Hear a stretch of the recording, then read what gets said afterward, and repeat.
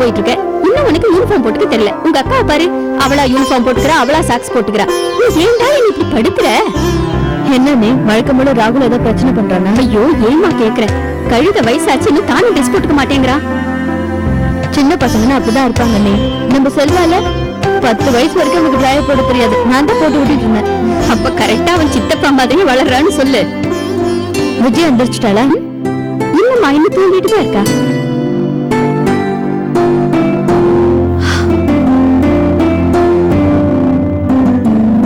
அண்ணா எங்க போயிருக்காரு? வழக்கம் போல 5 மணிக்கு அப்படியே வெளியே போயிட்டாருமா. 5 மணிக்கு எந்திரிச்சு வெளியே போயிட்டாரா? எங்க போறாரு, என்ன பண்றாரு ஒண்ணுமே தெரிய மாட்டேங்குது. சரி நான் கிளம்புறேன். அண்ணி ஏமா அதுக்குள்ள கிளம்பிட்ட? இன்னைக்கு எனக்கு கொஞ்சம் வேலை இருக்கு அண்ணி. ஒரு 2 நிமிஷம் இருமா, தோசை சுட்டு தரேன். சட்னி கூட ரெடியா இருக்கு, சாப்பிட்டு போமா. பரவாயில்ல அண்ணி, நான் வெளியே சாப்பிட்டுக்கிறேன். நீங்க பசங்களை ரெடி பண்ணி ஸ்கூலுக்கு அனுப்புங்க. வரேன். பாய் ராகுல். பாய் அஞ்சலி. பாய். எப்ப பார்த்தாலும் அவசரமா சாப்பிடாம கூட போறா.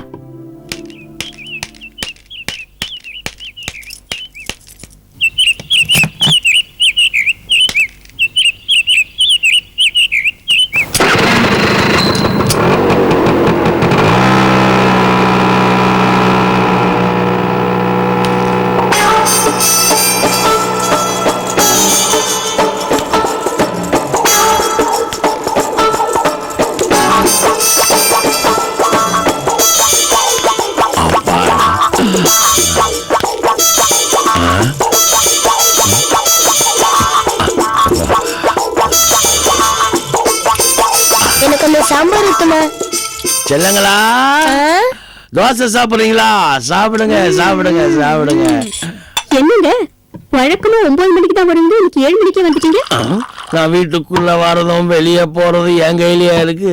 எல்லாம் காயத்ரி கையில தான் இருக்கு. காயத்ரியா? என்ன சொல்றீங்க? காயத்ரி நான் சொன்ன இல்லையே, அந்த காயத்ரி தேவி கையில இருக்கு. தேவி கருமாரி அம்மா, உருமாரி அம்மா அம்பாள் கையில இருக்குன்னு சொன்னேன். ஏண்டா செல்லம், காலங்காத்தால 7 மணிக்கெல்லாம் டிகிரி காப்பி போட்டு கொடுத்து ரொம்ப நாள் ஆச்சு. போட்டு கொடுத்தா நானும் சாப்பிடல. ஓ ஓ செல்லுங்களா, இல்லடா 2 பேரும் ஒரே கலர் ட்ரெஸ் போட்டிருக்கீங்க. ஐயோ இது கலர் ட்ரெஸ் இல்ல, ஸ்கூல் யூனிஃபார்ம். உங்களெல்லாம் யூனிஃபார்ம்ல பார்த்து எத்தனை நாள் ஆச்சு. எல்லாம் என் தலை விதி. சொல்லுங்களா, நீங்களாவது கஷ்டப்பட்டு படிச்சு பெரிய வேலைக்கு போய் லட்ச லட்சமா சம்பாரிச்சு டேடி கையில கொடுக்கணும்னா நான் என்ன செய்யறது? எல்லாம் வார்த்தா ட்ரைனிங்க. நான் வீட்டுல எல்லாம் நேரம் பார்த்து எல்லாம் ஒன்னா யூனியன் அமைச்சிருக்கீங்களா? உங்க யூனியனை கலைக்கிறேன்.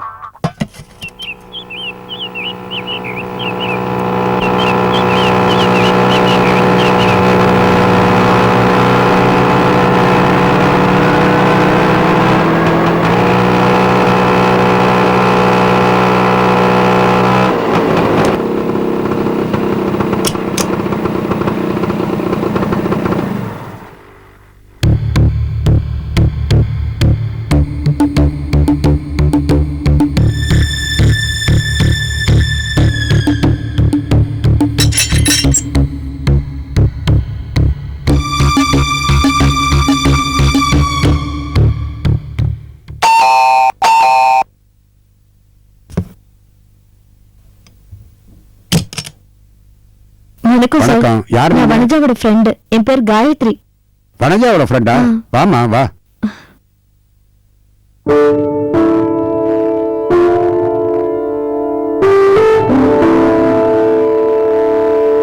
உட்காருமா.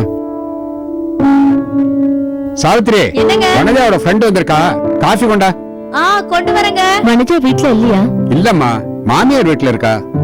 இங்கதான் இருக்கேன்னு நேத்து போன் பண்ணா. நேத்து பூரா இங்கதான் இருந்தா. நேத்து சாயந்தரம் 6 மணிக்கு போனாமா. வனஜாவோட கல்யாணத்துக்கு வர முடியல, அதான் நேர்ல பாத்துட்டு போலான்னு வந்தேன். நேத்து எனக்கு வேற வேலை இருந்துச்சு, அதான் வர முடியல. காஃபி சாப்பிடுமா. வனஜாவோட கல்யாண வாழ்க்கை எப்படி இருக்கு ஆண்டி? நல்லா இருக்குமா. ஏன் கேக்குறேன்னா, அவ நான் கல்யாணத்துக்கு அப்புறம் உங்க எல்லாரையும் ரொம்ப மிஸ் பண்ணுவேன்னு அடிக்கடி சொல்லுவா. எந்த ஜென்மத்துல நாங்க செஞ்ச புண்ணியமோ தெரியல, போன இடத்துல மகாராணி மாதிரி வாழ்ந்துகிட்டு இருக்கா என் பொண்ணு. ஆமாம்மா, அவ புருஷன், மாமனாரு, மாமியாரு 3 பேரும் பச்சை குழந்தைய பாத்துக்கிற மாதிரி அவ்வளவு பத்திரமா பாத்துக்கிறாங்க. அவ்வளவு ஏன் நேத்து கூட அவங்க அத்தை கூடவே வந்து கூடவே இருந்து கூடவே கூட்டிட்டு போனாங்கன்னா பாரு. எங்க வாழ்க்கையிலே இப்படி ஒரு அதிசயம் நடந்ததுன்னு சொன்னா யாரும் நம்ப மாட்டாங்க. 7 ஜென்மத்துக்கும் அவளுக்கு இப்படிப்பட்ட புகுந்த வீடு கிடைக்காது. ஒண்ணு பண்ண, நீ வேணும்னா அவ வீட்லயே போய் பாரு.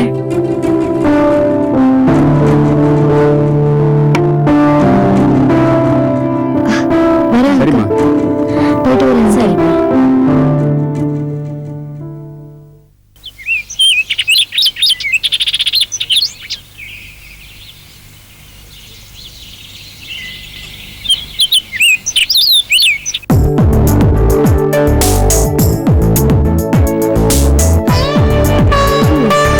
விஜயா, விஜயா, மணி 8 எந்திரிமா. என்ன அண்ணி 8:30 மணிக்கு எழுப்புறீங்க? என்னம்மா, வயசுக்கு வந்த பொண்ணு ரொம்ப நேரம் தூங்க கூடாதுன்னு பெரியவங்க சொல்லுவாங்க. குடும்பத்துக்கு ஆகாது. இந்த பாருங்க, இப்ப நான் என்ன காலேஜுக்கு போப் போறேனா இல்ல வேலைக்கு போப் போறேனா? அது இல்லம்மா. இங்க பாருங்க அண்ணி, நான் +2 படிக்கும் போது ராத்திரி 12 மணி வரைக்கும் முழிச்சிருந்து படிச்சுட்டு திருப்பி அடுத்த நாள் காலையில 4 மணிக்கெல்லாம் எழுந்து படிச்சிருக்கேன்ல. அப்பெல்லாம் நீங்களே தூங்குவீங்க. நான் ஏதாவது சொல்லிருக்கேன் உங்களை? இப்ப என்ன, நான் எந்திரிச்சு இந்த காஃபி போட்டு கொடு, சுடு தண்ணி வச்சு கொடு, இல்ல தோசை சுட்டு கொடுன்னு உங்களை தொல்லை பண்ண போறேனா? என் வேலையை நானே பாத்துக்கிறேன். நிம்மதியா தூங்க கூட முடியாதா இந்த வீட்டுல? ஏமா ஒரு பொம்பளை புள்ள பேசுற பேச்சா இது? காலை சீக்கிரம் எந்திரிச்சுமா, பசங்க ஸ்கூலுக்கு ரெடி பண்ணுமா, அன்னைக்கு சமையலுக்கு ஒத்தாசியா இருந்தமா இல்லாம இப்படி சோம்பேறி மாதிரி தூங்குறிய? யாரு, நான் சோம்பேறியா? அப்ப நீ என்ன பண்ற?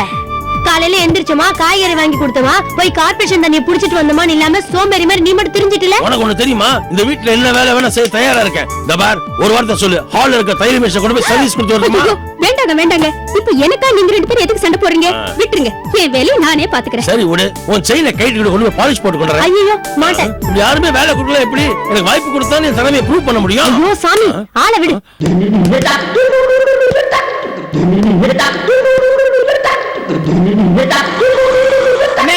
வாடா பூச்சி, வா வா வா. என்ன விஷயம்? ஒரு வேலை ஒண்ணு வந்திருக்குனே. அதோ பாருடா, இப்பதான் நினைச்சேன் என்னடா போர் அடிக்குதுன்னு. கரெக்டா வந்துட்டு என்ன வேலை? ஒரு கார் ஒண்ணு வந்திருக்குனே. நீங்க வராம நகர மாட்டேன்னா அடம் முடிக்குதுனே. அவ்வளவுதானே, உங்க அண்ணன் கைப்பட்டா திருவாரூர் தேரேனாவூரும் கார் ஏமாத்திரம். வா போலாம். கல்யாணி, நான் வெளியே போயிட்டு வந்துடுறேன். வெளியே போயிட்டு அங்கங்க சுத்தாம சீக்கிரமா வந்து சேருங்க. பாத்தியா உங்க அண்ணிய சின்ன பிள்ளைக்கு புத்தி சொல்ற மாதிரி சொல்றேன். நான் வரது இருக்கட்டும், நான் திரும்பி வரும்போது நாக்கு ருசியா எறா சோறாலாம் சமைச்சு வை. வாடா சரி போடா. சரி.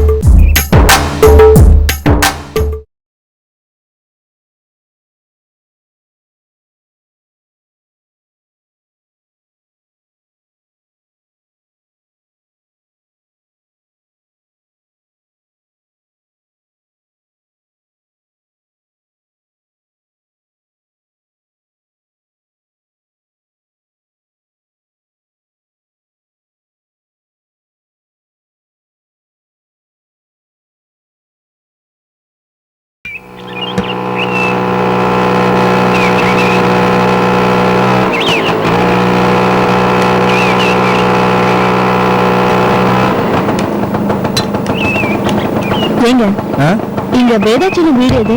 வேதாசலம் வீடுங்களா? அதோ தெரியும் பாருங்க, அதான்.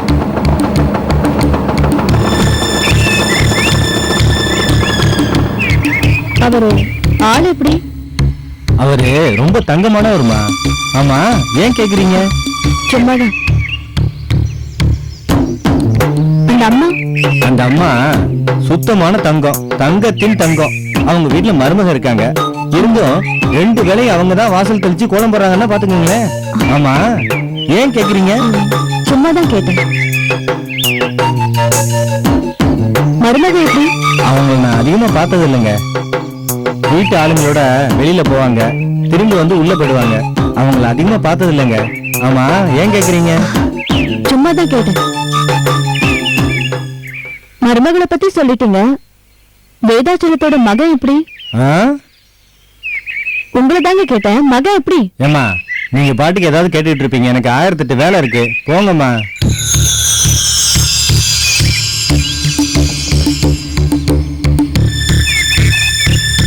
நீங்க ஒண்ணும் சும்மா சொல்ல வேண்டாம். இந்தாங்க. வேலை கிடைக்குது, வேலை கழுத பொட்டி. கொஞ்சம் ரெஸ்ட் கொடுப்போம். ஆமா, மகனை பத்தி தானே கேட்டீங்க? அவரு காலையில 8 மணிக்கு வீட்டை விட்டு வெளியே போவாரு. திருப்பி எப்போ வருவாருன்னு தெரியாதுமா.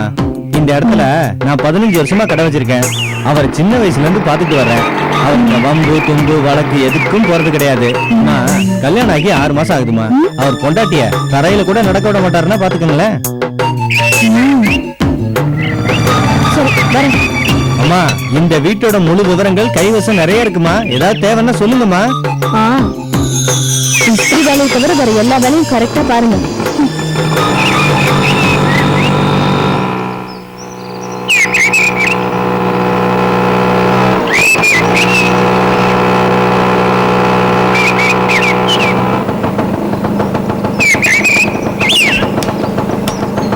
யாருமா? யார் வேணும்? வணக்கம் இருக்காங்களா? அவங்க நான் பார்க்கணும். அவங்க இங்க இல்லம்மா. அவங்க இங்கதான் இருக்கிறதா அவங்க அம்மா சொன்னாங்களே. இல்லம்மா, நான் என்ன பொய்யா சொல்றேன்? நீங்க பார்க்கணும்னா அடுத்த வாரம் வாங்க. வாட்ச்மேன் சார், அவங்கள உள்ள அனுப்பு. போகமா.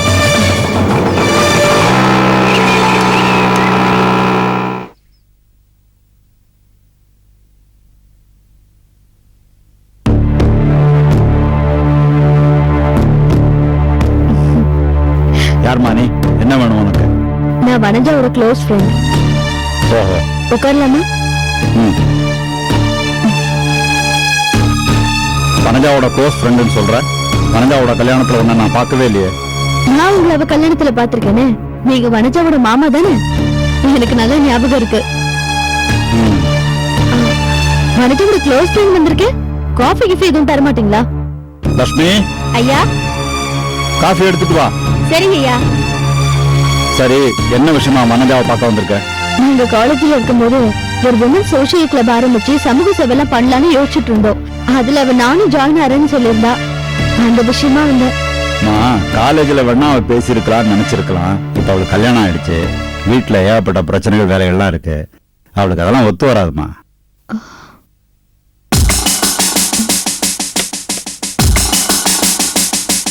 எடுத்துக்கலாமா?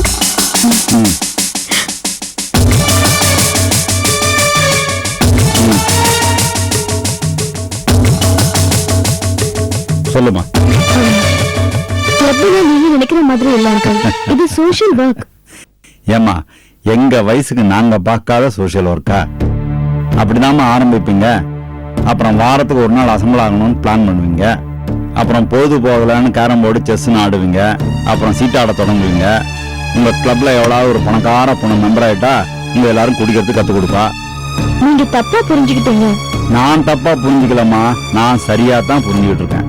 இந்த பாருமா, மானம் கௌரவம் அந்தஸ்துன்னு கண்ணியமா நாங்க வாழ்ந்துகிட்டு இருக்கோம். எங்க வீட்டு மருமகளை இந்த மாதிரி சங்கம் மன்றத்துக்கெல்லாம் எங்களால் அனுப்பி வைக்க முடியாது. டொனேஷன் வேணுமா? எவ்வளவு வேணும்னு கேளு, கொடுக்குறேன், வாங்கிட்டு போயிட்டே இரு. இல்ல அங்கிள், இது வனஜாவோட ஐடியா தான். வெளியில அவளே கேட்டு பாருங்க. வனஜா, இல்லம்மா. வனஜா. வனஜா இப்ப வீட்டுல இல்ல. அவ அத்தையோட கோயிலுக்கு போயிருக்கா. இப்ப நீ கிளம்புறியா? நீங்க ரொம்ப கோவமா இருக்கீங்க அங்கிள். நான் இன்னொரு நாள் வரேன்.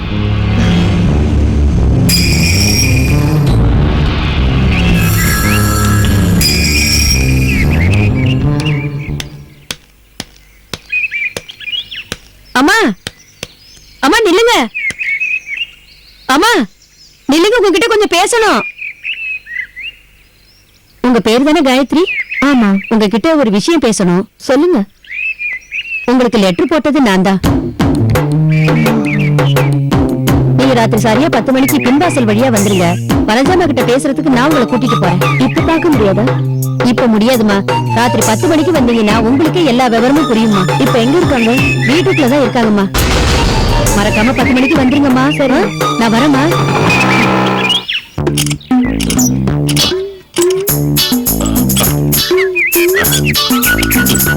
லலிஷ் பண்ணப்படும்.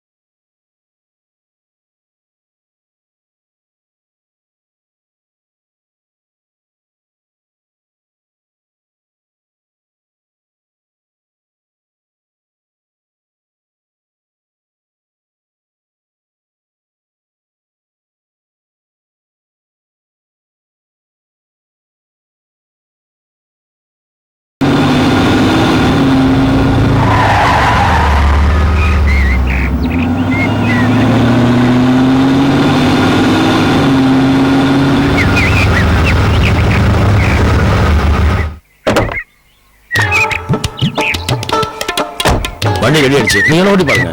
ரொம்ப தேங்க்ஸ். வெறும் தேங்க்ஸா? ஏண்டா பூச்சி, மேட்டரை பத்தி பேசுறீங்க? ஆமாண்ணே. அப்புறம் எதுக்கு சார், நான் ஓசியில வேலை பார்த்தேன், நான் பார்த்த வேலைக்கு கூலி தர போறீங்க, எதுக்கு தேவையில்லாம தேங்க்ஸ் சொல்றீங்க? அதுக்கு இல்லைங்க, எத்தனை மெக்கானிக் வந்து பார்த்துட்டு ஃபோன் பண்ணி செட்டு இழுத்துட்டு வாங்க, அப்புறம் சரி பண்ண முடியும்னு கையை விரிச்சிட்டாங்க.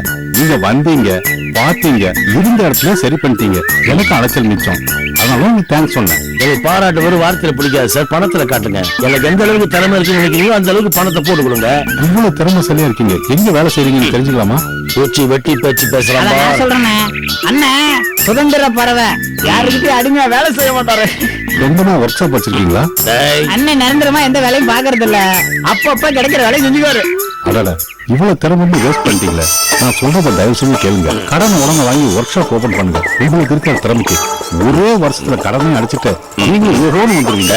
ஓவரா பேசாம பேச்ச கட் பண்ணிட்டு பணத்தை வாங்கி அனுப்பு. ஏங்க எதுக்கு அனாவசியமா பேசிட்டு இருக்கீங்க? அண்ணன்கிட்ட காசு இல்லன்னா அமைதியா இருப்பாரு, காசு வர மாதிரி தெரிஞ்சது கை கால உதற ஆரம்பிச்சிடும், டக்குன்னு பணத்தை கொடுத்துருங்க.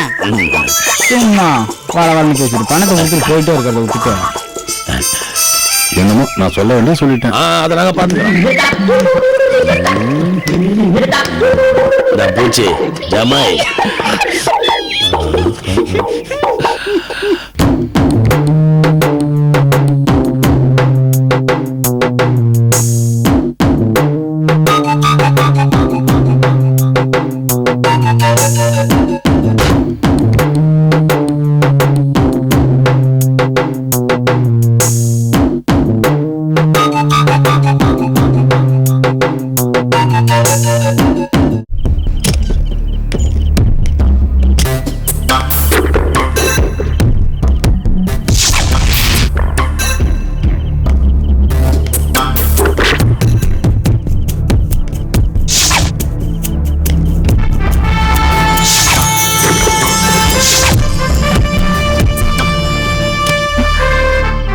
யாரு? நான் தாமா லட்சுமி. இவங்க தாமா காயத்ரி.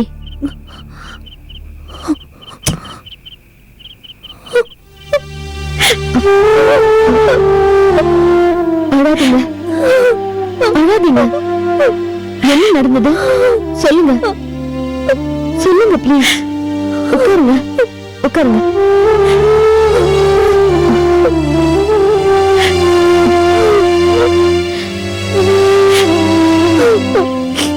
எனக்கு ஏன் லெட்டர் போட்டீங்க? என்ன எதுக்காக வர சொன்னீங்க? இதெல்லாம் நீங்க அழாம சொல்லுங்க, அப்பதான் எனக்கு புரியும்.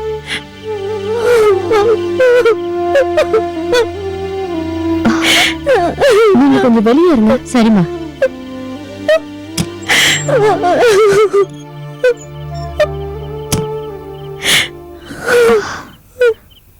அழாதம்மா, இந்த உலகத்துல தீர்க்க முடியாத பிரச்சனைன்னு எதுவுமே கிடையாது. தைரியமா பேசு.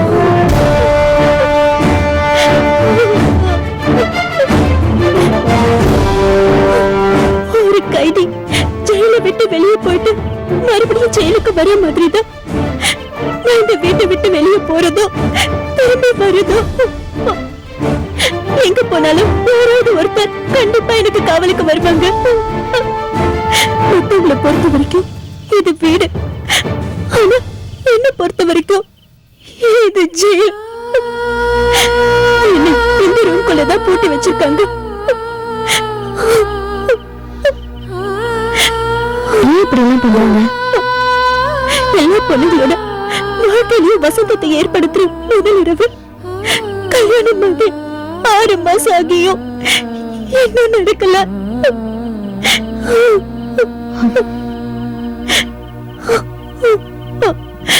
அவருக்கு இந்த விஷயத்துல விருப்பமே இல்லாம இருக்காருன்னு என்னால புரிஞ்சுக்கவே முடியல.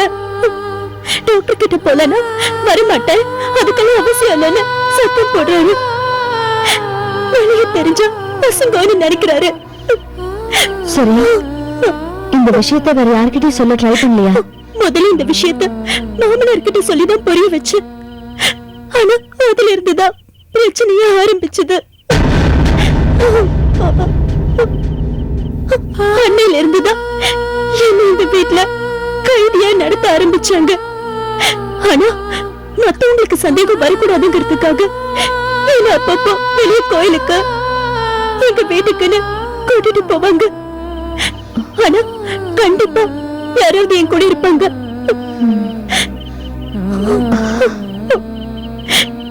வனஜா, நீ யாருக்கும் பயப்பட வேண்டாம். இப்பவே என் கூட வா. நேரா போலீஸ் ஸ்டேஷனுக்கு போவோம். உன் புருஷன், அத்தை, மாமா எல்லாரும் உள்ள தூக்கி போட்டுடலாம். கஷ்டப்பட்டு லட்சக்கணக்கில் செலவு பண்ணி ஆசாசியா கல்யாணம் பண்ணி வச்ச என் அப்பா அம்மாவை கொஞ்சம் நினைச்சு பாருங்க. இந்த விஷயம் தெரிஞ்ச 2 பேருமே ஆடி போயிடுவாங்க. ஏற்கனவே என்னோட அப்பா ஹார்ட் பேஷண்ட். நம்ம பார்த்து வச்ச மாப்பிள்ளையானதும் நம்ம மகளோட வாழ்க்கை இப்படி ஆயிடுச்சுன்ற அதிர்ச்சியில எங்க அப்பாவுக்கு மறுபடியும் ஹார்ட் அட்டாக் வந்தாலும் வந்துரும்.